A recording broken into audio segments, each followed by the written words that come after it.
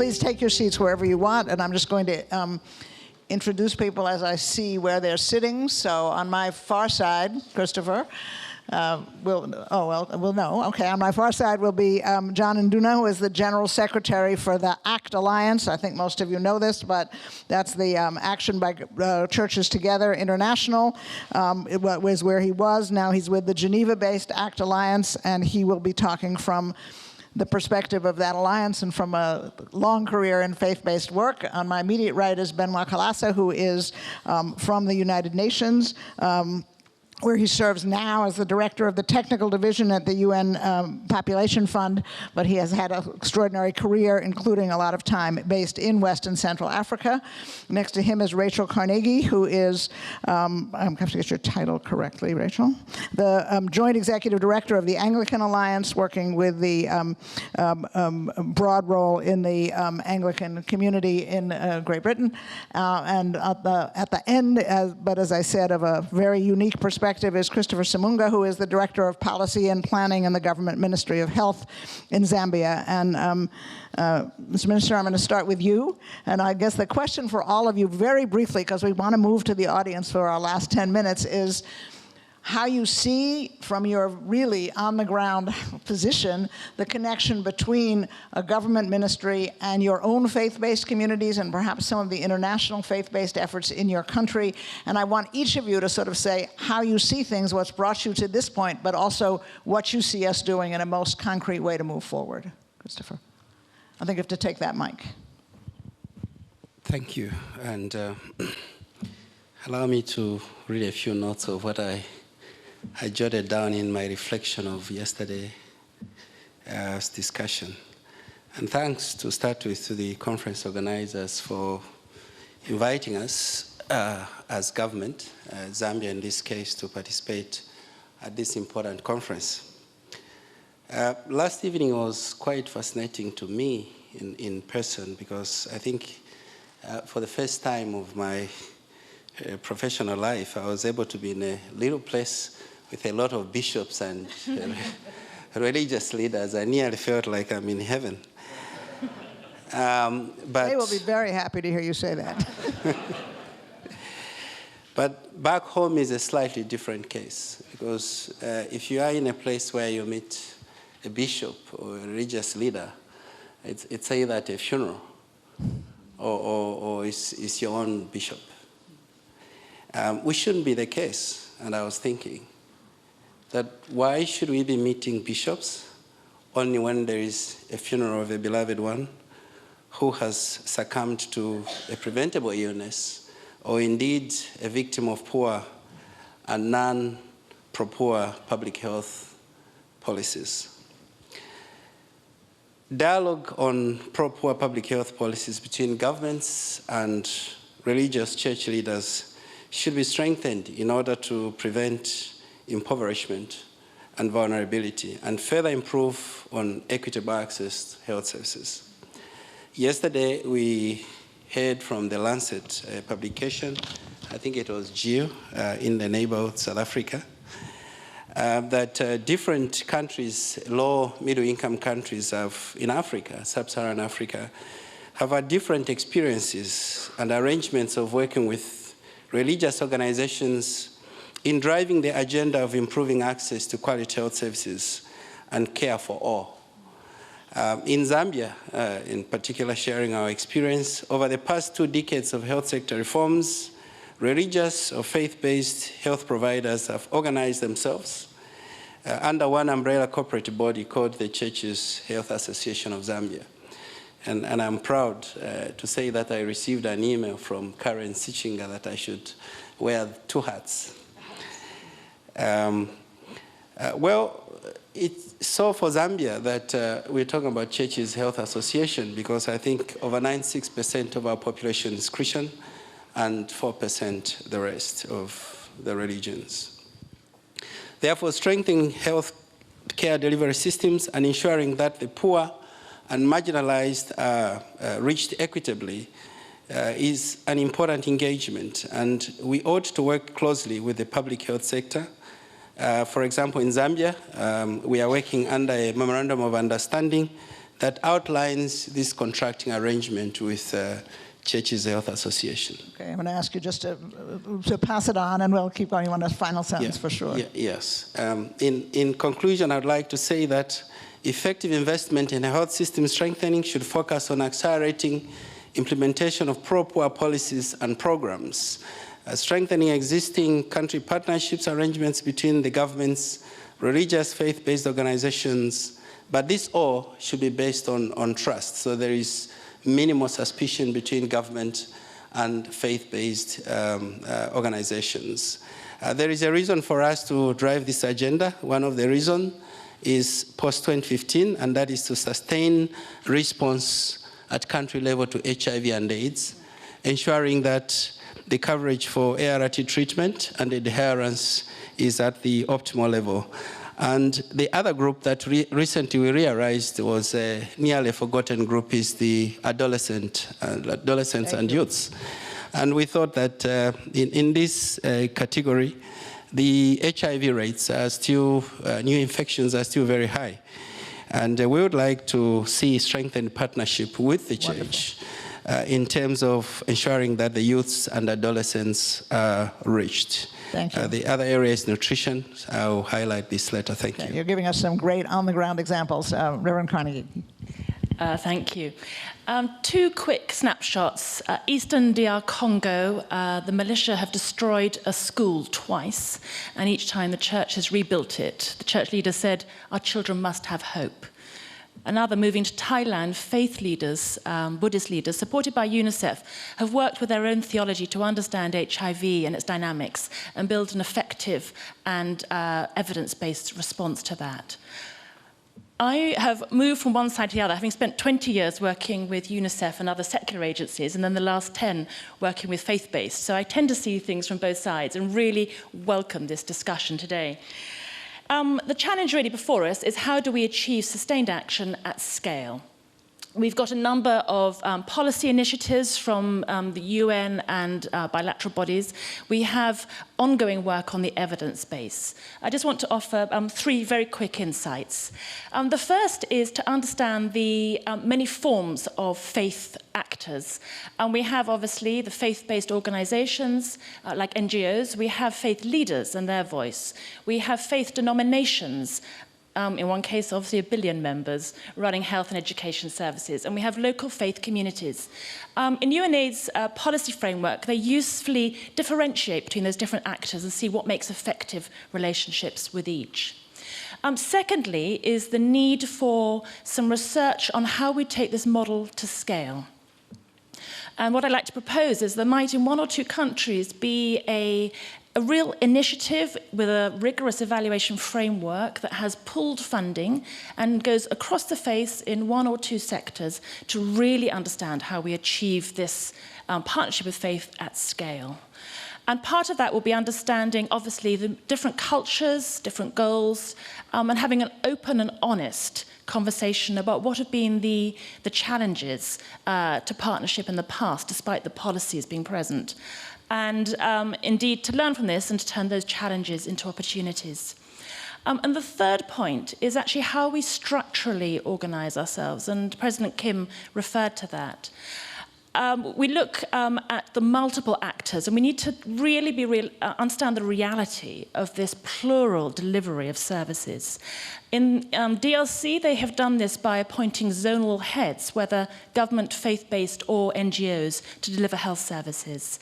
I think the UNAIDS 3-1 policy, one plan and policy, one coordinating body, one M&E framework, allows for the multiple actors. And so I'd like us to consider a concept of a public agency, what the economist Paul Collier calls independent service authority, that might work as a public agency under the government ministry's planning and policy, but actually to work building technical capacity and putting funding resources into faith-based and other non-state actors. That, I think, might give us a platform for really delivering our services across the board. So I really welcome this conversation. I welcome this vision of the preferential option for the poor. And as in the faith community, we talk about being good news for and indeed with the poor. So I look forward to our discussions. Thank you. Reverend. Benoit, you have a small job. Just represent the entire United Nations perspective on all of this, okay? Thank you. Difficult task, but my colleagues, they are in the room. When you open up, I think they will come in. Let me start by, since my predecessor referred to DRC, I'm from DRC, and I have a personal thing to tell you. I was born in a Methodist maternity, and I went to school the first 12 years in a Catholic school. So just to refer to a global reality that faith-based organizations, they have been and they will continue to be part of the development in many countries. Now, coming to the UN, when it comes to implementing a program, there is nothing than ownership and sustainability. And when you deal with gender equality, gender-based violence, sexual and reproductive health, combating HIV/AIDS, you are dealing with values, attitudes, and behavior. And those are influenced by culture and also by religion. So the real theory of change has to go and engage the community, the families, and individuals. So that's the angle from which, as UN, when we want to have effective program that deliver the results, we have to engage with communities, with religious leaders, so that they can speak to individuals and individuals will refer to them to address the barrier that can prevent people to access and adopt healthy behaviors.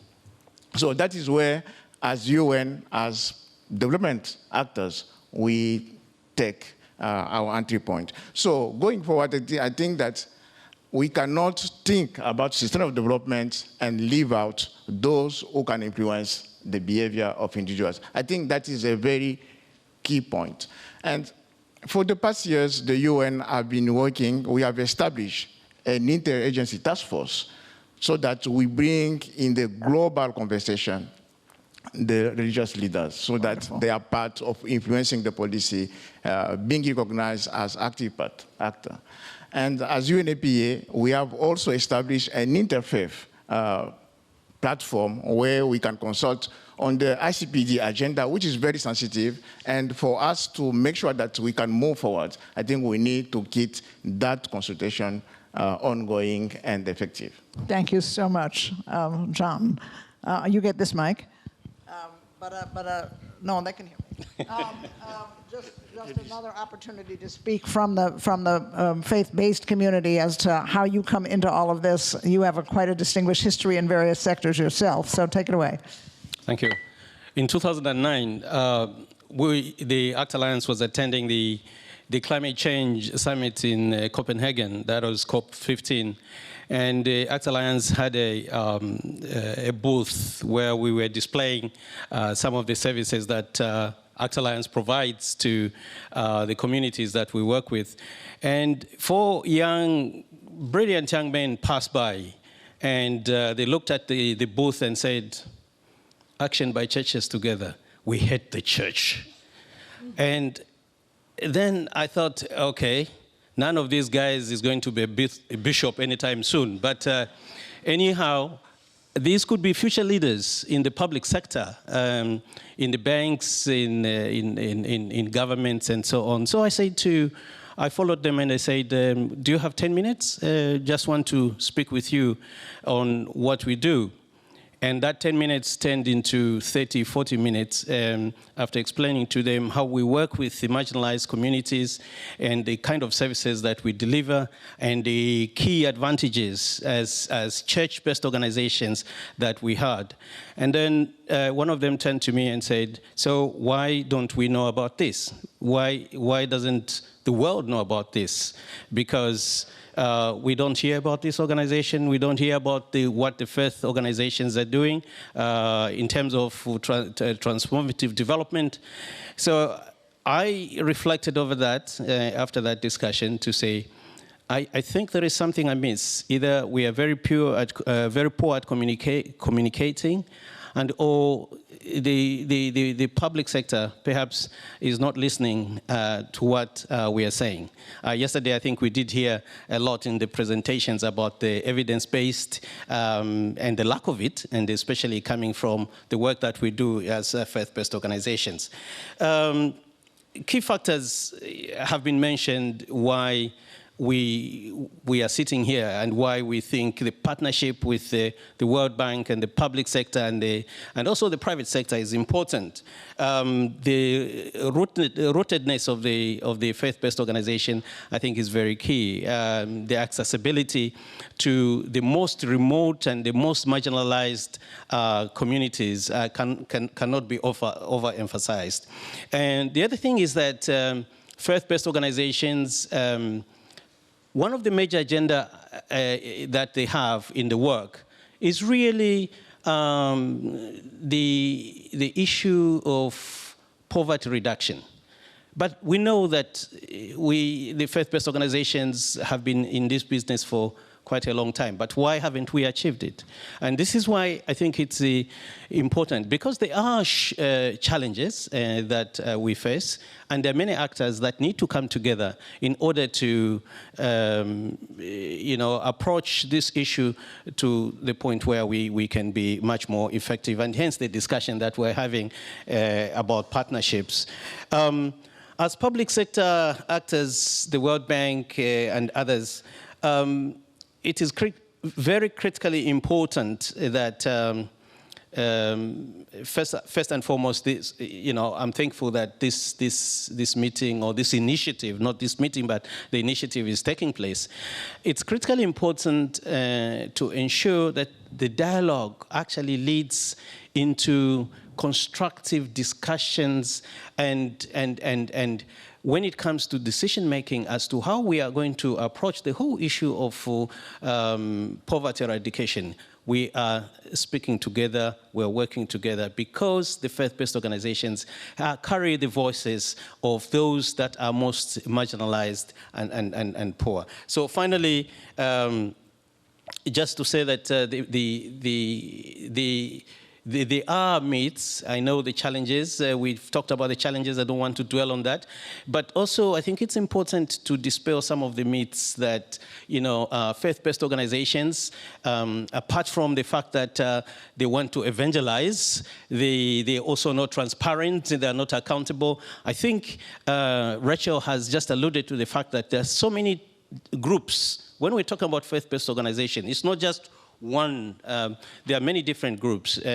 You will be interested to know that actually among the humanitarian actors in this world, 4 of the largest organizations that are actually humanitarian and are complying and working with principles of accountability or principles of partnership are faith-based organizations. If you look at Caritas International, ACT Alliance, Lutheran World Federation, World Vision International, these are some of the largest organizations. We have the challenges, of course, to ensure that we mobilize, we work with our smaller faith-based membership within our alliance and try to see how the capacity can be enhanced. And that capacity is not just our responsibility, but the responsibility of the partnership that we're going to have.